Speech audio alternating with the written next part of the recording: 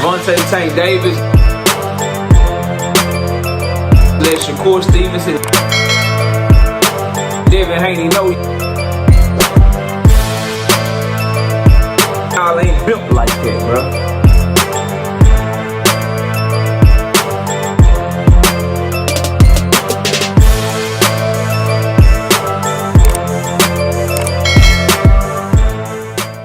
Someone explain to me the difference between Tank Davis and Lamont Roach and Canelo Alvarez versus Terrence Crawford. I'll explain the differences to you in this video. Smash the like button, subscribe to the channel, share the video, turn on your notifications. Catch me live Monday, Wednesday, and Thursday night at 7:30. I'm also live every Sunday morning with the Singing OG KQKC Boxing Network at 9 a.m. Central Standard Time. Join the channel as a member. Drop super chats when you come by the live streams that we do. And hit me up if you want to debate. The email address is knockoutboxing86@yahoo.com. So I wanted to make this video because I was doing the morning after show yesterday with KQ, and somebody came by the chat and put this on my mind. I said, I'm going to make a video on that, bro. That's actually a really good topic because of the hypocrisy in boxing fans, depending upon who they like and depending upon who they don't like. And at the end of the day, you got a lot of people that are big upping Canelo versus Crawford while shitting on Tank versus Roach, when at the core of what they are, you got two champions moving up to a larger weight class to take on the perceived best fighter in that other weight class. And while people have a lot more respect for Terrence Crawford than they have for Lamont Roach, here's a couple of things that I want you to consider. Number one, Lamont Roach is younger than Terrence Bud Crawford and still in his prime. Terrence Bud Crawford is 38 years old. Number two, the consequences of moving from 130 pounds to 135 pounds are significantly less than the consequences of moving from super welterweight to 168 pounds. Because Terrence Crawford isn't even a true super welterweight. He is really a career welterweight that's only had one fight at 154, and now is going to be moving up 168 pounds. He's moving up 14 pounds, 21 pounds really in 2 fights, and Lamont Roach is only moving up 5 pounds. That is a significant difference, bro. It's a significant difference between the two.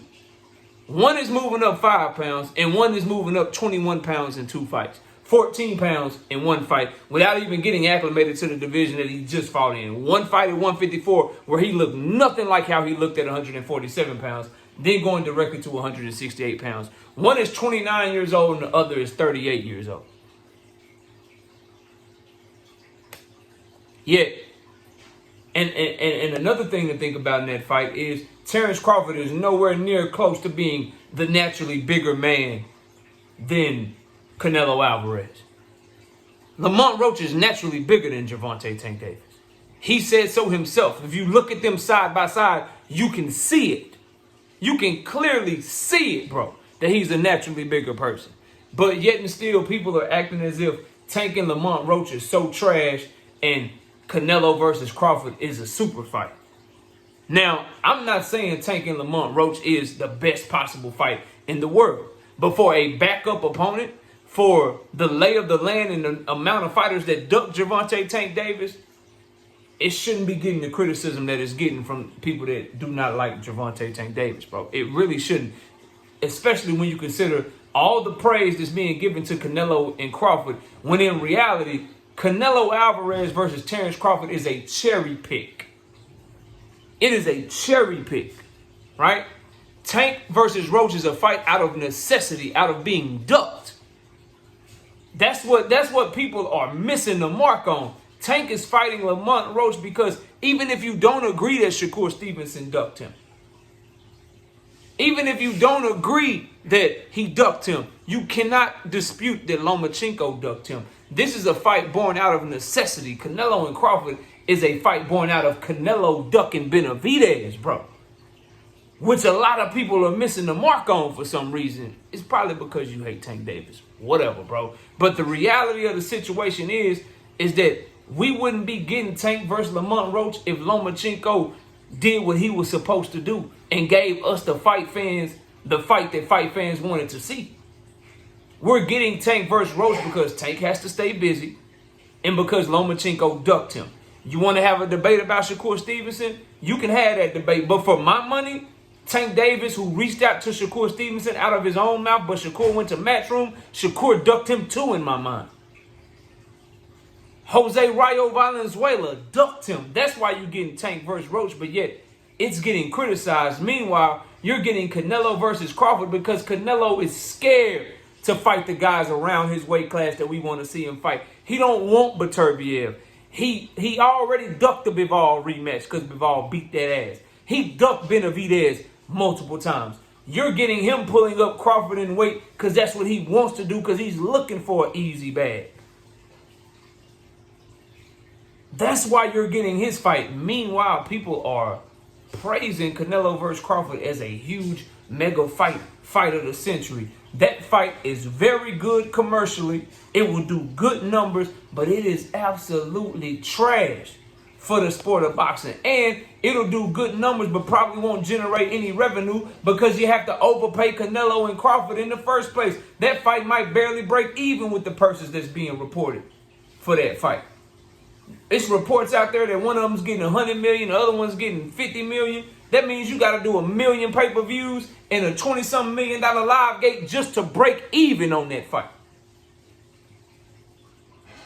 So it may do good numbers similar to Fury and Usyk, the first one. It may do good numbers and lose millions of dollars, bro, for the sport of boxing.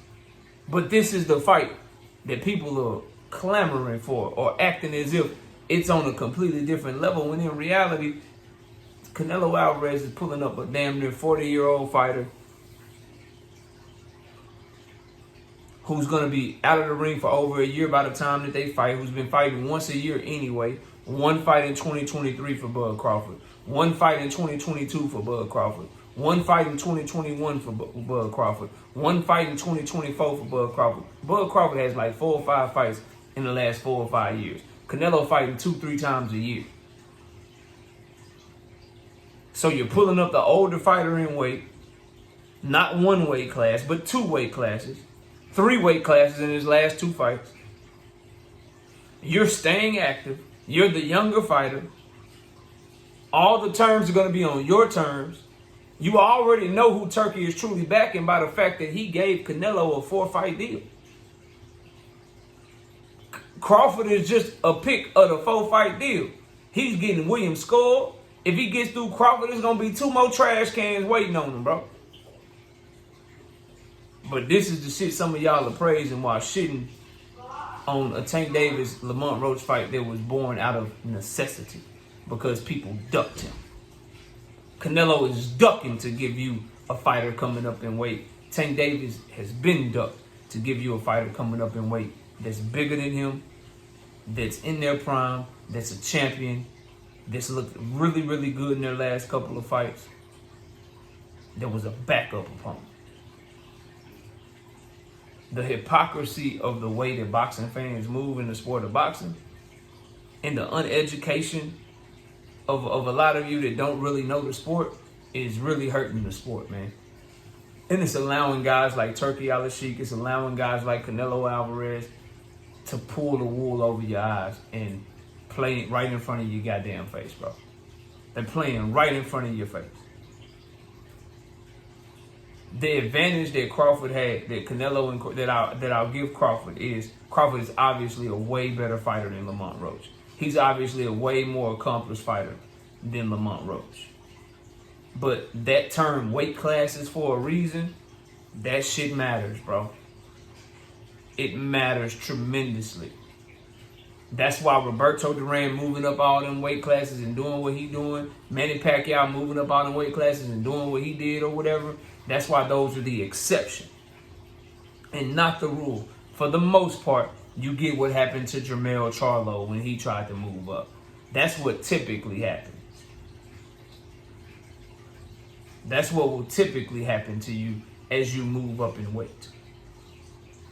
What Alexander Usyk did is the exception, not the rule. That's why it's so great. Cruiserweights like Alexander Usyk and Evander Holyfield moving up to heavyweight and having that type of success, that shit doesn't happen often because weight classes exist for a reason.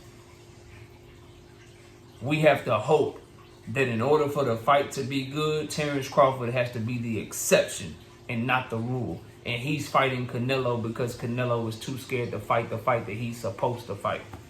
Tank Davis is fighting Lamont Roach because his opponent, Vasily Lomachenko, was too scared to fight the fight that he was supposed to fight. Meanwhile, Canelo and Crawford is the fight getting praised, and Tank versus Roach is the fight getting shit on. Make it make sense. Smash the like, sub to the channel. I'll see y'all soon. Gervonta Tank Davis. Let Shakur Stevenson. Devin Haney know y'all ain't built like that, bro.